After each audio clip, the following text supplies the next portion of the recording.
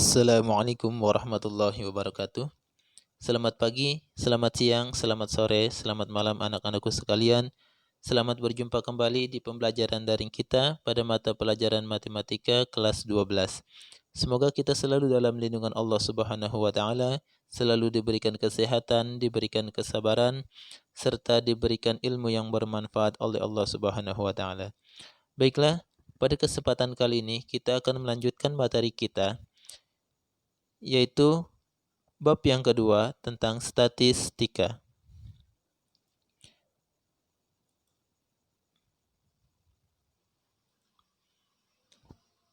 Perhatikan peta konsep berikut.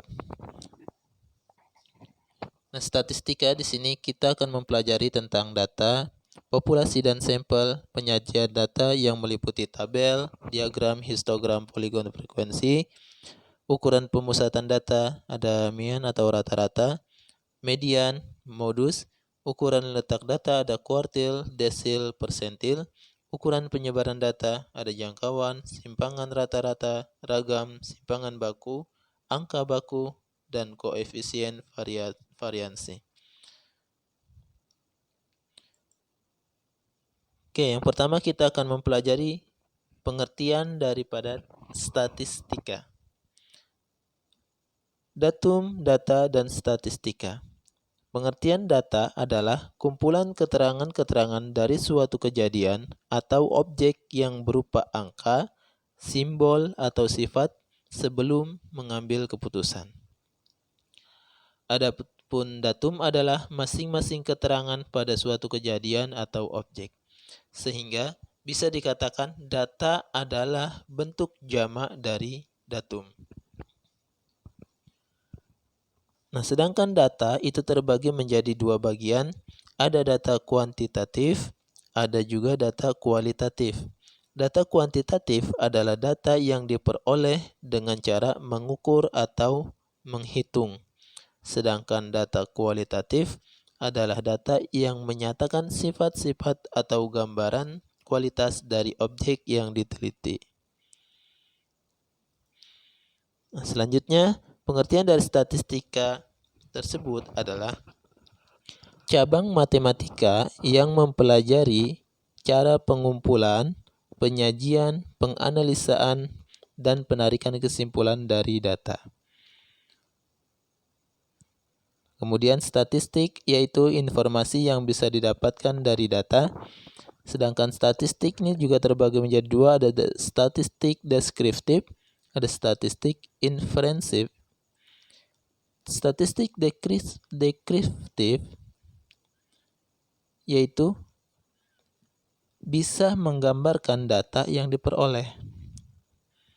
Sedangkan statistik inferensi yaitu data yang digunakan untuk menarik kesimpulan tentang populasi objek yang lebih besar. Ya, selanjutnya ada populasi dan sampel. Nah, pengertian dari populasi yaitu semua objek yang akan diteliti. Semua objek yang akan diteliti.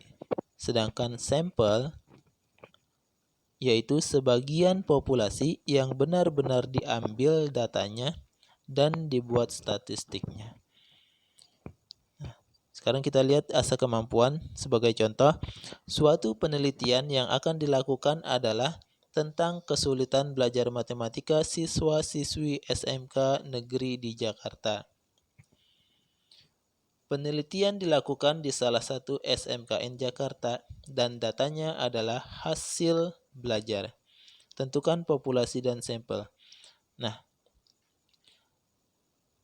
dari soal tersebut dapat kita tentukan bahwa yang termasuk ke dalam populasi yaitu adalah siswa-siswi SMK Negeri Jakarta. Nah, ini adalah populasinya, seluruh siswa-siswi SMK Negeri di Jakarta. Itu adalah populasi. Nah, dalam statistika, untuk menarik kesimpulan tentang penelitian daripada siswa-siswi SMK Negeri di Jakarta, maka kita tidak perlu untuk menguji semua siswi SMK Negeri di Jakarta. Namun, yang jadi bahan penelitian kita atau yang akan kita teliti yaitu adalah salah satu SMKN di Jakarta. Jadi populasinya adalah seluruh siswa-siswi SMK Negeri di Jakarta, sedangkan sampelnya adalah salah satu SMKN di Jakarta. Itu adalah populasi dan sampel. Nah, selanjutnya yang B, kita masuk ke penyajian data. Nah, penyajian data dalam bentuk tabel atau daftar. Perhatikan tabel di bawah. Tabel keadaan guru SMK Y menurut jenis kelamin dan tingkat pendidikan pada tahun 2017. Nah, di sini data yang sudah diambil kita sajikan di dalam bentuk tabel. Nah, di sini ada jenis kelamin laki-laki perempuan, tingkat pendidikan D3, S1, S2, dan seterusnya ya. Dan juga ada tabel tinggi badan siswa kelas 12 di suatu SMK. Tinggi badan 150 sampai 153 yaitu frekuensi 3. Artinya tinggi badan siswa yang ada pada rentang 150 sampai 155 itu ada 3 orang, seperti itu.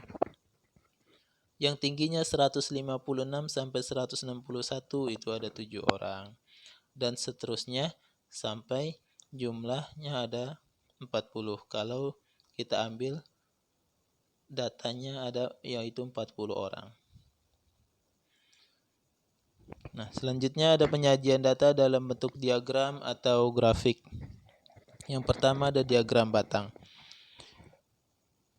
Contoh, buatlah diagram batang berdasarkan tabel berikut. Nah, ini ada tabelnya. Ada tabel jenis pelanggaran dan jumlah pelanggaran, kehadiran, kerapian, ketertiban administrasi, dan ini adalah jumlah daripada pelanggarannya. Nah, dari tabel ini kita akan buat diagram batangnya, sehingga diagram batangnya akan menjadi seperti ini. Yang horizontal adalah jenis pelanggarannya, kehadiran, kerapian, ketertiban administrasi, dan yang vertikal adalah jumlah pelanggarannya. Kehadiran karena tadi ada 20 berarti kita buat diagram batangnya sampai batas 20. Kerapian 40 maka kita buat sampai sini. Ketertiban 60 sampai sini dan administrasi jumlah pelanggarannya 80 berarti kita buat sampai sini. Nah, itu adalah diagram batang. Selanjutnya penyajian data dalam bentuk diagram garis. Nah, di sini juga udah ada tabelnya. Tabel yang menunjukkan data perkembangan hasil produksi PT Index yang terjual dari tahun 2013 sampai tahun 2017. Nah, tujuan dari diagram garis ini kita agar memudahkan untuk membaca data. Gitu. Kalau kita membuat tabel seperti ini untuk presentasi sepertinya kurang etis gitu atau sulit dipahami, sehingga kita akan membuat diagram garisnya agar mudah dipahami. Nah, seperti ini. Tahun, jumlah penjualan 2013, 2014 sampai 2017. Nah, sehingga kita bisa melihat laju atau turunnya suatu penjualan per tahun. Dari 2013 sampai 2014 kalau kita lihat grafiknya ini naik karena dari 10.000 menjadi 20.000 gitu. Nah, pada tahun 2014 mengalami penurunan sampai 2016. Dan 2016 ke 2017 ini mengalami kenaikan lagi sampai mencapai 30.000 unit penjualan. Seperti itu. Jadi tujuan pembuatan diagram garis atau diagram batang itu untuk memudahkan dalam presentasi atau membaca data. Selanjutnya ada juga diagram lingkaran. Dan di sini juga ada tabel yang menunjukkan data jumlah SMK di 5 kota. Kota A, kota B, kota C, kota D, dan kota E dengan jumlah 800 SMK. Nah, untuk membuat diagram lingkaran, caranya adalah kota A itu sama dengan 100. Ini 100 per jumlah seluruh SMK dari kota A sampai kota E yaitu 800. Jadi 100 per 800 dikali 360 derajat. karena dalam satu putaran penuh pada lingkaran yaitu 360 derajat. Sehingga kota A itu sama dengan 45 derajat. Kalau kita gambarkan, kota A ini mempunyai sudut 45 derajat. Begitu juga kota B. Kota B jumlah SMK-nya ada 200, berarti 200 per 800 dikali 360 derajat sama dengan 90 derajat. Nah, ini digambar yang warna merah ini, kota B menunjukkan sudut 90 derajat. Dan begitu juga kota C, kota D, kota E dengan cara yang sama, maka akan diperoleh sudut-sudut berikut. Dan kita buat pada diagram lingkaran ini. Selanjutnya, ada diagram batang daun. Perhatikan data dari nilai tes matematika untuk 25 siswa berikut. Nah, ini adalah data nilai tes matematika 25 siswa. Sekarang kita akan buat diagram batang daun. Batang daun, batang di sini menunjukkan karena nilainya ini berskala 100, maka batang ini menunjukkan daripada puluhannya. Sedangkan daun merupakan satuannya. Kita ambil dari nilai yang terkecil, yaitu ada di sini 4, karena nilainya di sini ada 4. Yang paling kecil yaitu 44, berarti kita buat batangnya 4. Kita mulai dari satuan yang terkecil, berarti 44, di sini ada 44, 45, 46. Tidak ada 6 karena tidak ada di sini 46 ya. Maka kita langsung ke 7. Lalu 8, 48 ada. Ini 49 dan 49. Nah, ini 49-nya. Nah, selanjutnya 5. Nah, kita ambil yang paling kecil 51, enggak ada. 52 juga di sini enggak ada. Akan kita mulai dari 53. Kita lihat 54, enggak ada 54, maka kita lewat jadi langsung ke 5. 5 karena sini ada 55. Nah, ini ada 55. 55-nya mana? Ini dia 55-nya. Dan seterusnya 56. 56 karena ada 2, maka kita tulis 2 kali. 6, 6, dan terakhir 58. Selanjutnya 6, 0, 0 karena 60 ada 2 kali. Dan selanjutnya 3, 4, 5, 6.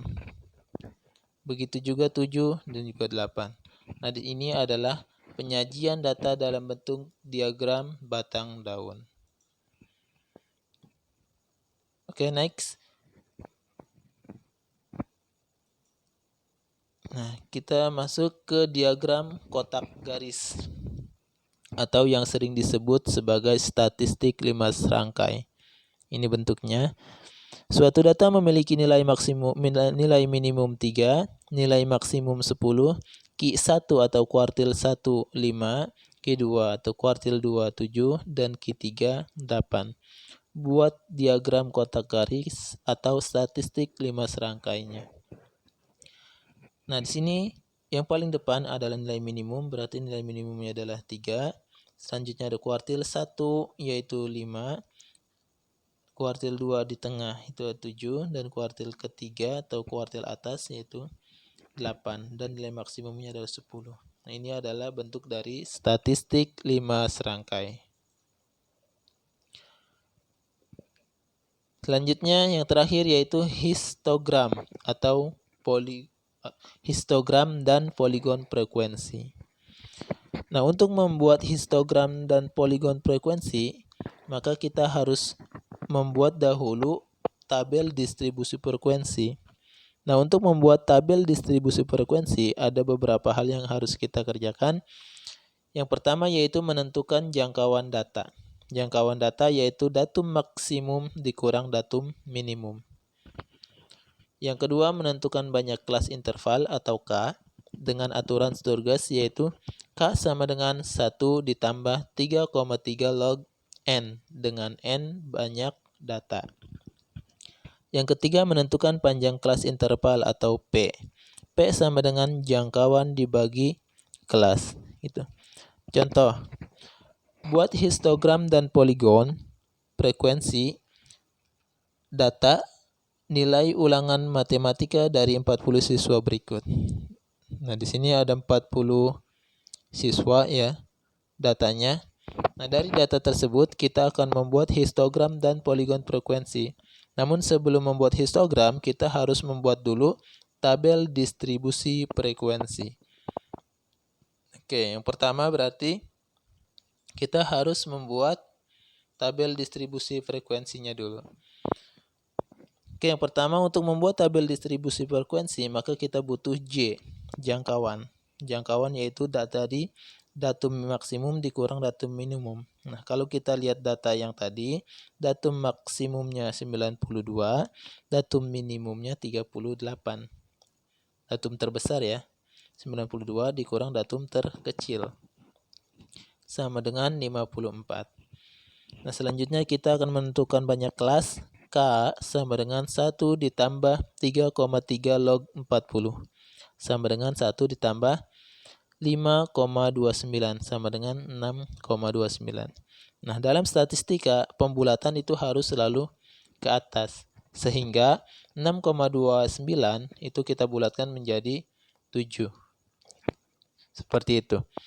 Selanjutnya kita menentukan interval kelas, yaitu sama dengan jangkauan dibagi banyak kelas. Jangkauannya 54 dibagi banyak kelas yaitu 7 sama dengan 7,7. Kita bulatkan juga ke atas yaitu menjadi 8. Jadi data terbagi dalam 7 kelas, yaitu kelas pertama 38 sampai 45. Kalau kita lihat rentang dari 38 sampai 45 itu adalah 8. Kita hitung coba.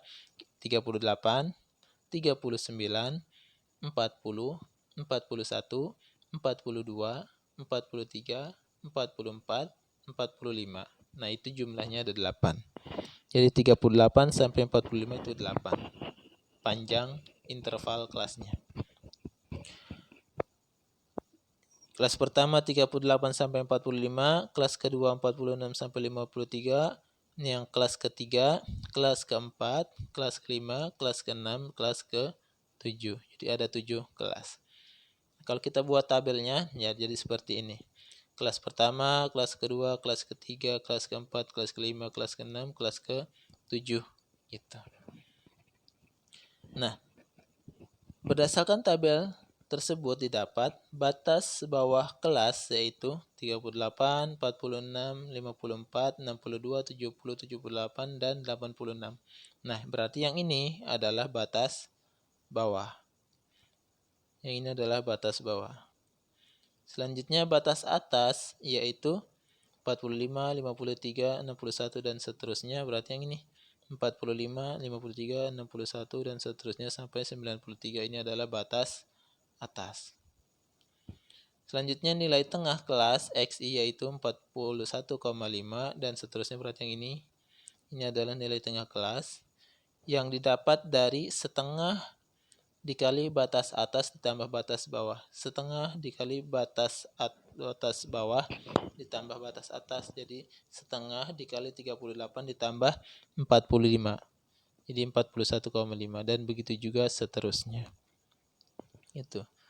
Tepi bawah kelas yaitu batas bawah dikurang 0,5 sehingga tepi bawah adalah 37,5, 45,5 dan seterusnya. Tepi bawah adalah batas bawah dikurang 0,5 berarti 37,5 di sini, 45,5, 53,5 dan seterusnya. Sedangkan tepi atas adalah batas atas ditambah 0,5 sehingga tepi atas adalah 45,5, 53,5 dan seterusnya. Ini batas atas tambah 0,5 berarti 45,5, 53,5, 61,5, 69,5 dan seterusnya. Adapun frekuensi ini 2, 8, 8, 7, 5, 7, 3 didapat dari, nah di sini kan tadi ada kelas rentang 38 sampai 45. Nah, dari rentang ini, kelas ini yang nilainya termasuk pada rentang 38 sampai 45 itu ada berapa orang? Nah, ternyata kalau kita lihat dari data yang tadi, yang nilainya ada pada rentang 38 sampai 45, yaitu ada 2 orang. Yang nilainya 46 sampai 53 ada 8 orang. Yang nilainya 54 sampai 61 ada 8 orang, dan seterusnya. Seperti itu. Nah, sehingga kalau kita sudah membuat tabel distribusi frekuensinya seperti ini, maka kita akan bisa membuat histogram dan poligon frekuensinya. Nah, ini adalah bentuk dari histogramnya yang batang-batang ini ya. Perbedaannya dengan diagram batang adalah kalau ini batangnya nempel, sedangkan diagram batang itu terpisah. Dan yang kita buat di sini adalah tepi bawah dan tepi atasnya. Gitu. Nah, sini tabel distribusi frekuensi yang tadi, ini harusnya ada lagi ya di bawah ya. Kelas selanjutnya ya, yaitu kelas 85,5 sampai 86 sampai 94, 93 harusnya yang ada 3 itu. Nah, ini histogramnya. Jadi kita ambil yang di sini yang horizontalnya, yaitu menggunakan tepi bawah dan tepi atas. 37,5, 40,5 karena frekuensinya 2 berarti kita buat sampai batas angka 2. Yang 45,5 sampai 53,5 ini jadi ada 8, selanjutnya 7, selanjutnya 5, 7, dan yang terakhir ini 3. Sini ya, yang tidak terlihat ini, potong. Nah, ini adalah bentuk daripada histogram. Sedangkan poligon frekuensinya yaitu garis yang biru ini. Jadi kita buat titik-titik tengah pada histogram dan kita tarik garis lurusnya, yaitu akan membentuk poligon frekuensi.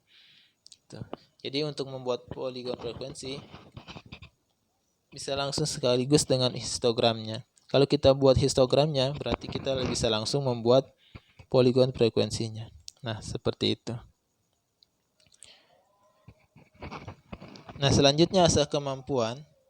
Di sini ada nilai ulangan matematika 30 siswa kelas 12 SMK di Banten adalah sebagai berikut. Nah, tugas kalian adalah tentukan jangkauan, banyak kelas, panjang kelas, dan tabel distribusi frekuensinya.